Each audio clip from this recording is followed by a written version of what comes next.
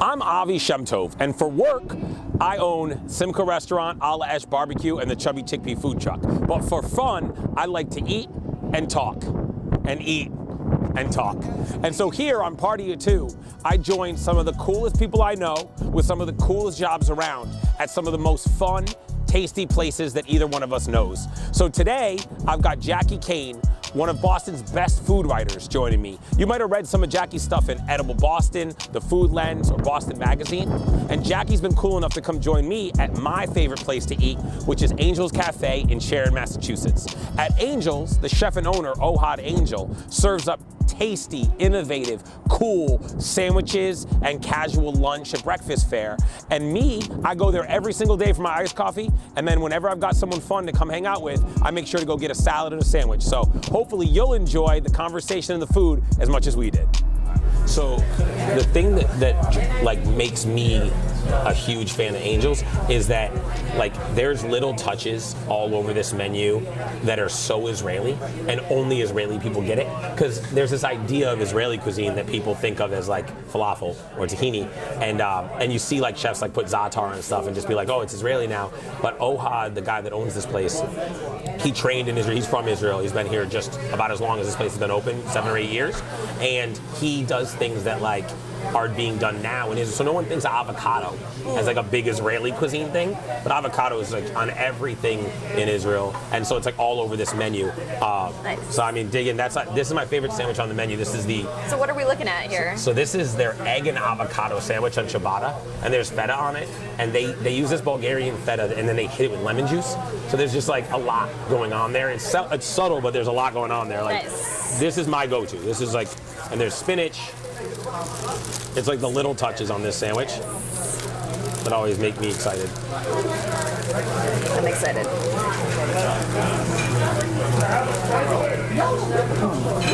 Great bread too. Yeah, the bread is really good. I'm always jealous of people who don't have to try to be anything.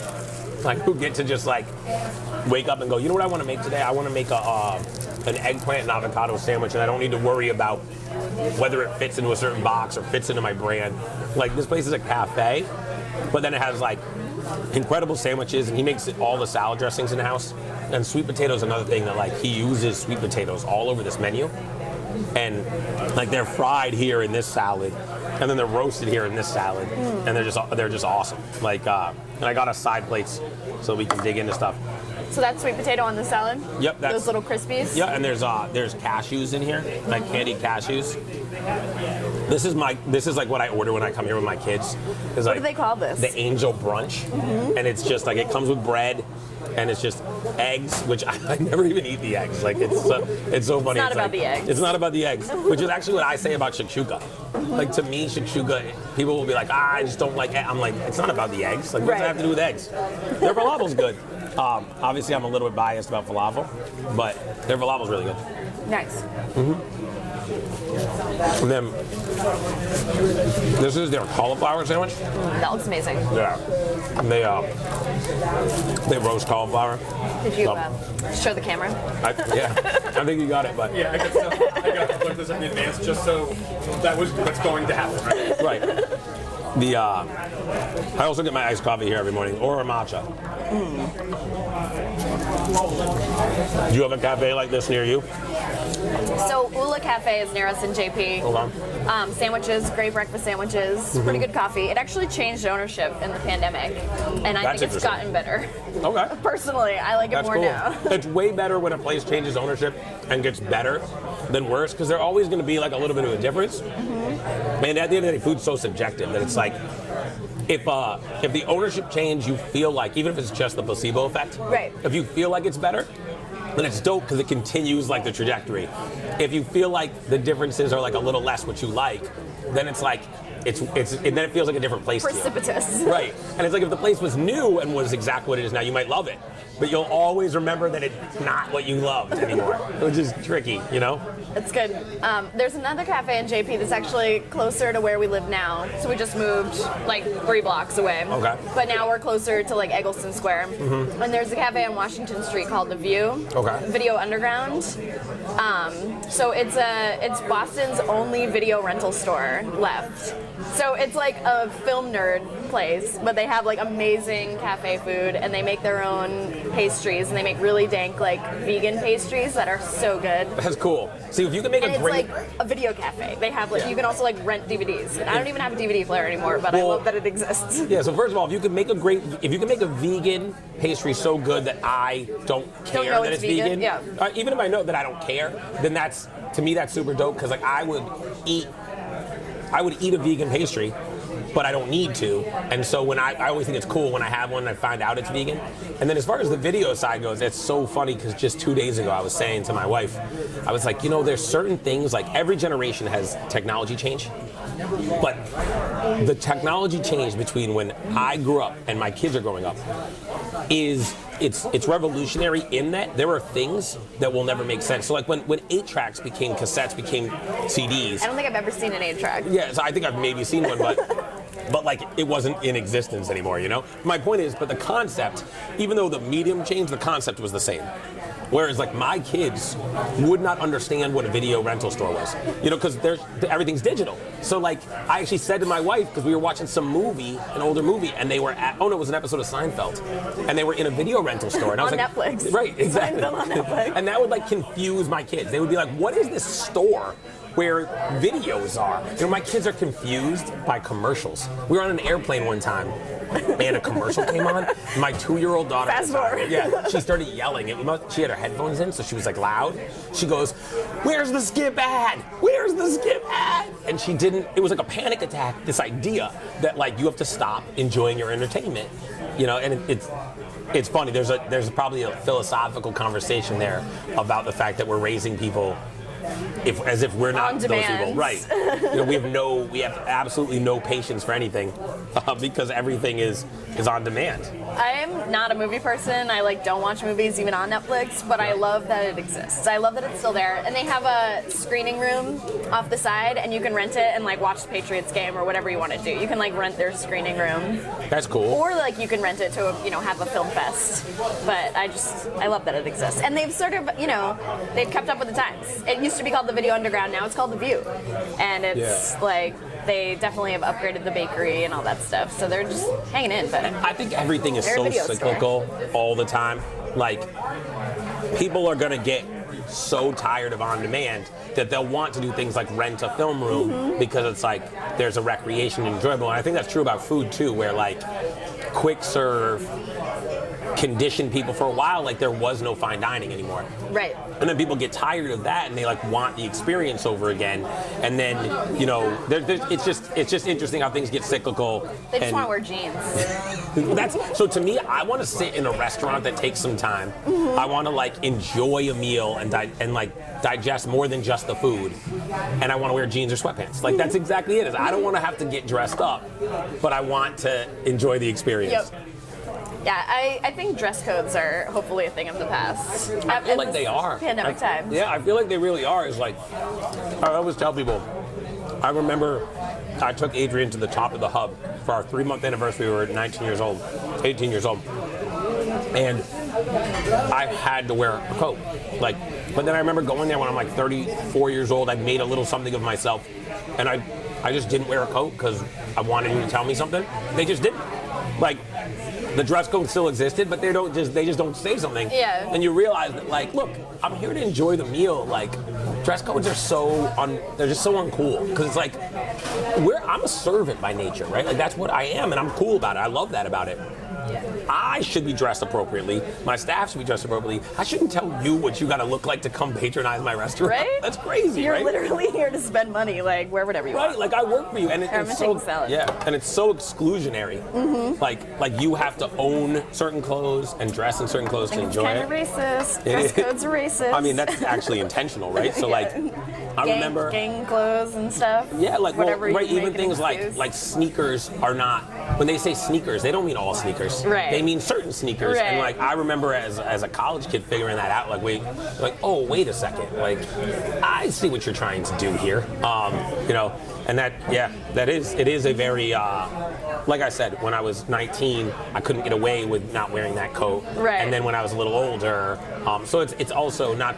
Not that it's as much ageist, but it is a little ageist also. It's basically trying to decide what your patrons look like and act like. Right. And I think that's the thing that's changing in the restaurant business so much is it's like, who are you trying to attract? Right. I'll tell you who I'm trying to attract. I'm trying to attract people that get what I do. And I'm trying to go to places that I get what they do. So like, again, to me, like this platter here is like so simple, but it's complicated. Like that feta is Whipped stupid. feta, it looks amazing. You gotta dig I in. That definitely stuff do is that. absolutely stupid. What are these sauces? Are those like zoub? It looks like skoog, which is kind of cool, but it's actually red and green pesto.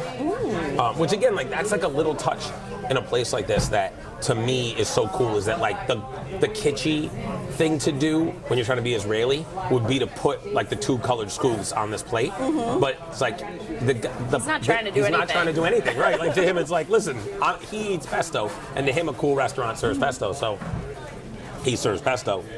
I love this salad. Yeah. The red onion makes a big difference in it. Cut so thinly and perfectly, and just like, also I think they like maybe soak it in the dressing or something to take that sort of bite out of it at first, so it just like has all that delicious onion flavor, but none of that sort of like fire. Right, it's like unintentionally quick pickled. So, yeah. Yeah, this tastes like salads that I grew up eating at like Greek pizza places, like that kind of just like perfect balance. Super vinegary dressing, the tomatoes and stuff, but then there's the sweet potato. The dressing's like a little sweeter. It has like some other stuff. I never thought of it that way, but this is like this cafe is basically the side of a Greek pizza place menu that isn't pizza. Yeah. Because that's what's cool about Greek pizza places is like everything except the pizza is like authentic and made I like mean, the pizza's the authentic soups. too. It is, yeah. It's just authentic Massachusetts Greek pizza. Right. Which listen, I'm one of those people that's like, I like Greek pizza. I prefer Italian pizza, but I love the consistency. And once you have kids, it's like, man, I'm ordering from that place every time because it's exactly the same. My kids aren't pizza aficionados. They just, but if I change it on them, man, they'll tell me. They'll be like, this is not what I had last time. So, no, I'm getting that. This place is like always buzzing with people. With like, it's like a hangout, you know? Well, like, this dude who just walked in is actually, he owns the pita company that makes this pita. Oh, cool. That's awesome. Yeah, kind of funny. Local. So this cafe, I get my iced coffee here every single morning. And there's a place down the street where this pastry chef is doing like a little pop-up. So every Friday morning she does like these baked goods. So I always hit it on Friday mornings, and she does coffee there, and a lot of people there, get their coffee. So what I do is like, I always grab the pastries on Friday morning, and then I always come here and grab my iced coffee. Because I have this theory that like if a place, like it's easy to look at a spot and go, all right, the grocery store doesn't need your order, right? But if everybody that shops there decided this week they didn't need their order, they'd be dead in the water. So to me, it's like really important, like the whole like shop local thing should be selfish. You should shop at the places you want to see keep going. Like if that place, The View, disappeared on you, you'd be devastated. Well, that's been my policy during the pandemic, honestly. No new friends. We are just like hitting up, like, I want my places to survive.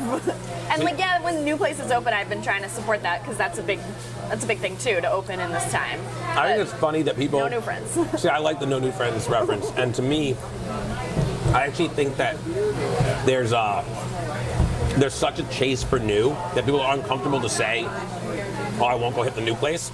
But the truth is, like, the new place has to earn that. Like, when I opened my first spot, I knew that, like, I couldn't get... I'm gonna have this bread. Yeah, dude. Just to test the sauces. Mi casa, su casa, dig in.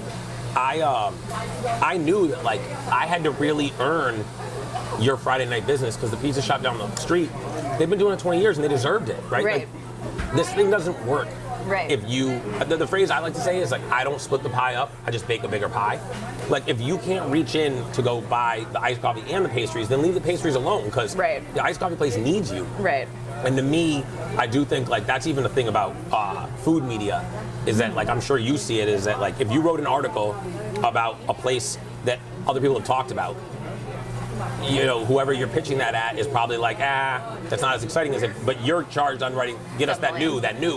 And then you see it like on my side of the counter, it's like there's such a chase to create new that there isn't as much of a focus to like get better and better and better with what you have. Because they're not, no one writes the article being like, hey, you know this place that's been there 6 years? It's really good now. Yeah. No one does that. I mean, the Food Lens does that. Do they? Yeah. That's dope. All right, that's dope. It's kind of the thing about the Food Lens. It's not always chasing that new. That's cool. It's like the established, curated, like these are the spots that we love and we're professionals. And see, that to me, that's maybe I got to read the Food Lens more. I'm biased because like they don't want to write about me. I know, it's just Boston. It's yeah, like... which I get it, which I totally get it. So, but I should start reading it more because to me that is the media that I'm looking for. Is like I want to hear about. It's funny because like let me just relate it to basketball. In the 90s, for my benefit. Yeah, and mine. In the 90s, the NBA was all about. Giannis is like this, right? You got to get better. The team gets better year over year because you go into the gym, I go into the gym, and we come back, and if we're both better, our team is better. Now it's all about like players at 23 years old think they're a finished product, right? And they just want to team up with players that complement their skill set, right? And to me, it's like I like the players that constantly want to get better, and the team gets better because of that. In the same way that like I love restaurants that I like go to, and I'm like, yo, this place was like iffy when they started, and now they're super dope, you know?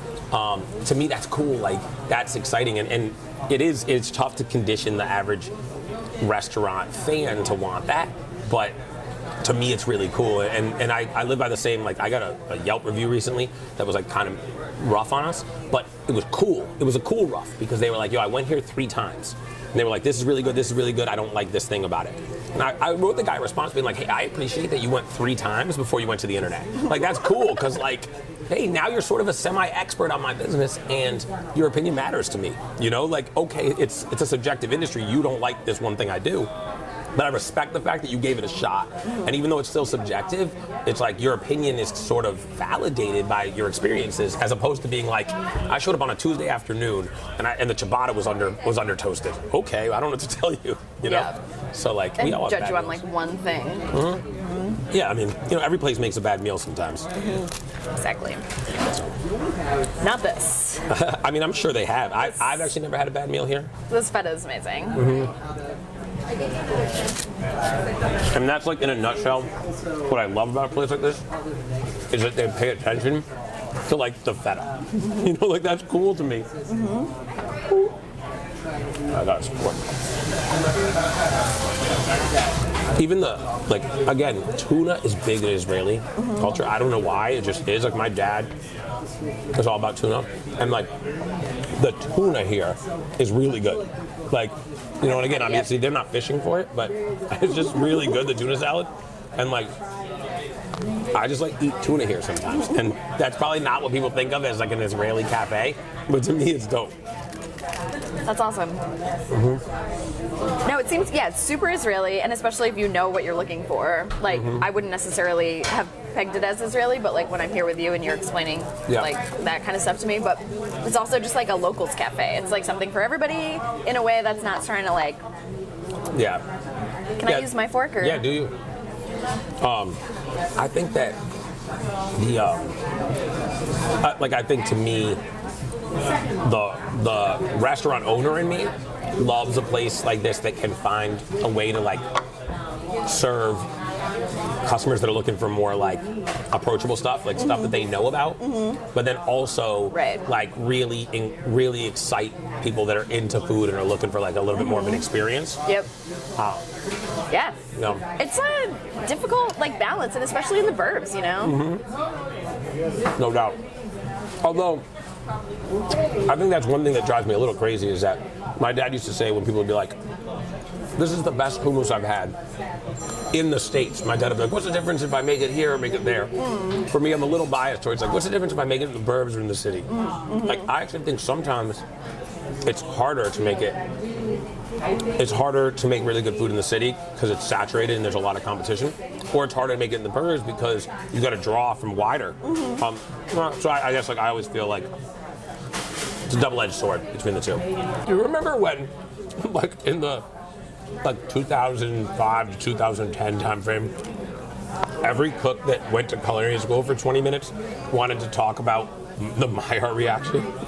That's like what they're trying to talk about. Well, I feel like I talk about it a lot writing for America's Test Kitchen now. Yeah. Because it comes up a lot. I'm like, it really is what makes food so delicious. That's how I describe it. No, hands down it is. And that's the thing to me is that, like, it's one of those things where it's like, it's hard to talk about it without sounding like pretentious and wannabe-ish. Right. However, it is what makes food great. It's a fancy French word for we made it good. That's exactly it. And to me, it's like, I have people that work for me who I try to explain. Like, you're born, I don't know if you're born with it. Maybe you can be trained into it, but like, to me, like, that color on that cauliflower is in your heart. Like, either you possess in your heart the desire to get to that point, or you will stop 1 degree short of that and it will be okay. And it's like, there's this beauty, right? There's this beauty in like going right to the point of no return and stopping dead. And then food's brilliant. It's true about tomato sauce. It's true about burger. It's true about steaks. It's true about roasted cauliflower. Even obviously totally different chemistry, but even like the creaminess of the stuff that's in there, it's like too much further and it'd be sloppy. But right there, it's like there's It's explosion. so impressive how it holds together. Crazy. Like, this is like a big sandwich. There's a lot going on. It's very moist. Yeah. And it's like structure. It's like holding its structure. It's crazy, I know. That's the thing is like if you make a pita sandwich. That's a testament to this pita. Yeah, right. Yeah, well, so honestly, Israeli cuisine has. Traditional Israeli cuisine has so few things that belong to it. So what's cool about Israeli cuisine is like this belongs to Israeli cuisine, and avocado belongs to Israeli cuisine, tuna belongs to Israeli cuisine. And so like the new modern Israeli cuisine is a development of this like learning, progressive culture that wants to push and push and push, that differentiates itself from the rest of the Middle East from a culinary standpoint. Whereas like, but traditional Israeli cuisine, like roasted cauliflower in a pita with feta like that is more Israeli than falafel. But yes, like, traditional Israeli cuisine has very few things that are Israeli, and puffy pita is really it. That's the only thing. And I think like it's what's so brilliant about it is it's the perfect vehicle for all this craziness we do, all these sauces and stuff, because it absorbs it without falling apart. It gets better. It gets better. Mm-hmm. You know? It is one of the world's most perfect breads. It is. It really is. So soft. Mm-hmm. Love it. Let me try these. I don't know if it's the same salad. It's a different salad. Yeah. Mm-hmm. They make all their salad dressings. So again, that's like another cool thing to me is like, if you're gonna be a cafe, like people are gonna judge a cafe by whether they make the muffins or not, right? Right. But I'd rather you bring in the muffins and make the salad dressing. Because to me, it's like, that's like where you reach a place that makes me happy. Like a great muffin is great if you just get it from someone who makes great muffins. You can't do everything on a giant menu. You can't do everything like the best. You know, I can make a cookie. Like I can bake a cookie. But not, it's not even the best cookie you ever had. That's not like, you gotta respect other people's hustle, right? Like there are people out there who live, eat, sleep, breathe biscottis. So bring in the biscotti, make the salad dressing. Oh, so good. The oregano in here. Yeah. It's just like, but it's like, there's like a sweetness to the salad. Mm-hmm. Super good. Yeah. Mm-hmm. Yeah, man. This place is, it's awesome. Lucky to have in the community. Very lucky to have in the community. Great location too. Like just people watching and outdoor space. During the pandemic, I wrote this thing on Facebook, and I'll stand by it. I was like, look, if you can only spend your money with one business locally, and I own 2 restaurants in this area, I was like, do it at Angels, because I would rather my places go out of business than here, because the town needs it. It's just such a centralized location. People just buzz through here. So like without this makes a community. Like to me, if someone said to me like, all right, I'm gonna be in Sharon at any time of day, or in the area, and chefs from the city like will send me texts and be like, yo, I'm gonna be in your neck of the woods. Where should I eat? And I'll tell them all, like, yo, go to Angels. And I know they're gonna not be disappointed. I get a text back later being like, yo, that place is dope. Like, that makes me happy.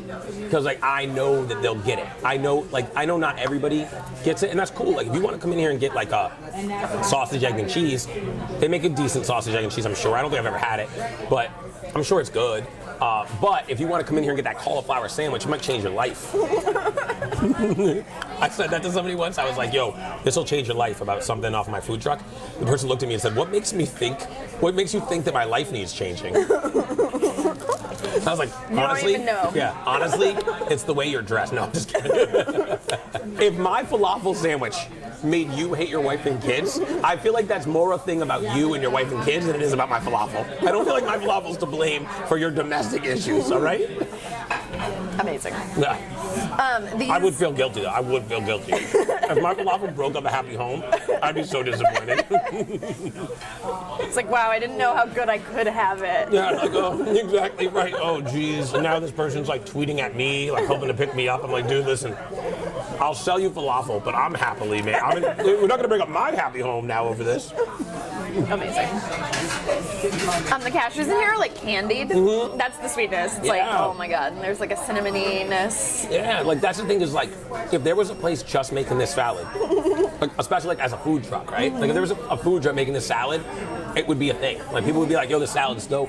I asked him one time I came in here, I was like, yo, what is in the salad dressing? And like to him, it was like an afterthought. He's like, so his background is like he cooked at like high-end fine dining restaurants in Israel. And so I feel like he brings like little touches from like a fine dining menu onto a cafe menu. And it's like, you know, he doesn't pretend to make the ketchup. And he doesn't mix it with sriracha and call it sriracha ketchup, but then he makes the salad dressing, or like the avocado, like the guac isn't like, you know, it's got a lot of lemon in it. And like the feta, again, is just a place that to me, it's like, what makes that Israeli isn't the za'atar on top, it's the lemon juice that he treats it with when it whips. So it's like, all of a sudden, you know, I think, who's the, Chris Coombs one time said like, he was on stage at like a seafood fest or something I was just like in the background doing something goofy. And he was like, I remember he said on stage, he's like, he goes, salt and acid. He's like, everybody thinks it's salt and black pepper, but it's salt and acid. And it's like, yeah, like that's exactly right. I mean, obviously he knows better than I, but, and to me it's like, this is salty and acidic. Mm-hmm. And it's like, that makes that feta better than feta that you're used to getting. And it's like, that sounds like such a small thing, but it's huge. Yeah. Speaking of salt and acid, I made clams last night, just like steamed clams with beer, which I've made a million times. Sure. It's like very Portuguese thing. Yep. Family. Are you Portuguese? Tyler is though. Okay. And my mom is from New Bedford area. Cool. As well. So I've been eating Portuguese food my whole life. Love it. But I followed the recipe from our Food Lens cookbook that Jeremy Sewell gave us, and I mixed it up a little. I added Portuguese linguiça, so it was super salty. But his trick is make an herb butter and then throw the whole herb butter in at the end instead of just like sprinkling herbs on top. So it's like, it's the butter. And it really absolutely tied it all together and made it taste like clams that I've had at a restaurant. And I'm like, the secret is butter and salt and lemon juice, like throwing in lemon juice to lift it all up. Listen, I mean, first of all, Jeremy Sewell is incredibly talented, and he just illustrated in like one sentence so easy what we were talking about with the cauliflower, right? It's just like, dial it one notch past where you're comfortable. Yeah, exactly. And it's gonna be dope. To me, I always quote Josh Smith on this, is that like, he looked me in the face one time, and he's like, if you're gonna do it, overdo it. And it's like, that's restaurant food. That's restaurant food. A little more fat than you should. A little more salty. It's such a Josh Smith thing to say. Especially like the lead up with, I think I told the story so many times, I probably told you before, but I said to him, I was like, yo, Eastbound and Down, you know Kenny Powers, right? And he just looks and goes, I love that guy. Like, you are that guy. Oh, I miss that guy. I miss his food, man. Yeah. Like, well, you can go to All Town Fresh. I was about to say the same thing, oh my gosh, I go to All Town Fresh. Pretty sure, like, no, that is really good. Yeah. Everyone talks about it. Like, people talk about it. And I think that's so cool. Like, you make gas station food cool. Like, that's kind of crazy. It's pretty great. Yeah. So, no, that's it wouldn't have occurred to me, and I was like, I'm not gonna follow the recipe because I know I'm adding linguiça, and I know he didn't add linguiça. Sure. So I was like, I consulted the recipe, and I was like, oh, that's kind of a good idea to like make an herb butter instead of just like sprinkling herbs on top. So I tried it, and I was like, I am never not adding 3 tablespoons of butter to like every broth I make. To me, I've never seen his cookbook, but to me, that's the brilliance of a great cookbook. So like, that's the biggest difference to me between the Single Guy cookbook, which I wrote 7 years ago, and Simcha, is that with Single Guy cookbook, we were trying to give like novice cooks like literal step-by-step instructions. We were trying to get you like a from scratch meal. as easy as boxed mashed potatoes. With Simcha or like Jeremy's book, it's like if you shouldn't even be following those recipes. You should be trying to learn what it is that made that food great and then do it. So we just in one recipe, he just taught you how to make steak better. Yes, right? exactly. Like, and that's dope. Like that's crazy. Yeah, to me, I always tell people, I'm like, listen, restaurant food. Whenever I gain a bunch of weight, which I currently have, it's because I'm eating too much of my own food. Like I'm writing a book or something, and it's just because like restaurant food is, you should eat restaurant food. You should pay for it, and you should go multiple times a week, but not every meal. And you should also exercise. Ooh, you're hitting me in my weak spot. I don't like to exercise. I just started. I'm like a month in, twice a week. Nice, dude. You feel better? Yeah, I do. Yeah, I feel better when I do. So like this, I mean, I feel like to bring it back to this place, but like this place is like 1.9 miles away, no, 2.3 miles away from my house. And I know that because sometimes when I have enough time, I walk here and back. And it's just like, that's my, like, all right, if I walk here and back, then like, that's 5 miles almost. And I feel so much better about myself. Oh man, so we still have some work to do. Yeah, I know. It's funny because it's like I always wanted. This is how I eat when like I land in a city. Yeah. Is I'll tell a server. By the way, I just think communication in restaurants is just so important. Like people are so awkward because they don't want to be awkward. But I'll say to a server straight up, I'm by myself, but I want to try like 6 things on your menu, and I'm traveling, so I'm not going to take leftovers. I'll tell you if something's not good. Don't assume it based on my leftovers. Because in restaurants, like we do track like what's left on a plate. It hurts our feelings. So like I might, if I was like in another city, I'll leave the table like this. And I always then leave a big tip and say to the server on my way out, everything was amazing. Because I know they're gonna see this and be like, what happened? What like, did I do? But my thing is like, listen, I'm going to another place like in 10 minutes. And I can't, if I eat all this, I'm gonna feel sick or not eat that food. Take it, don't be shy, come on now. That guac is so good. The guac is great, right? That's how I do it for avocado toast. Like when I'm at home, which I make all the time. I'm not over avocado toast. Yeah. And it's just like, I think there's only avocado, salt, and lemon in there. Yeah. Like no garlic, no, definitely like, no garlic. And that's how I do it for. By the way, that's another example of like, I have to put garlic in everything for people to call it Israeli. But like places like this that are really Israeli, like grew up there, get to just like put garlic in almost, like, there's like very little garlic on this table right now, you know? Just that, maybe. The pesto definitely has some garlic in it, but the tuna doesn't, you know? I feel like the tuna on like a menu of like American Israeli chefs would like have to have like za'atar in it or I always pronounce Berber funny, but like Burberry. Don't make the word so damn complicated, and I'll say it. I'm just kidding. It's not in English. No, it isn't. It isn't.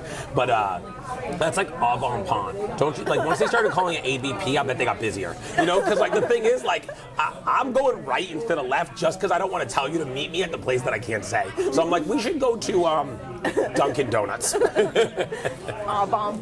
Yeah, it's like avant-pont. If you say it like you're really trying, you sound like a blowhard. But if you say it like poorly, you sound like an idiot. So it's like, what am I supposed to do, man? Like I can't call it.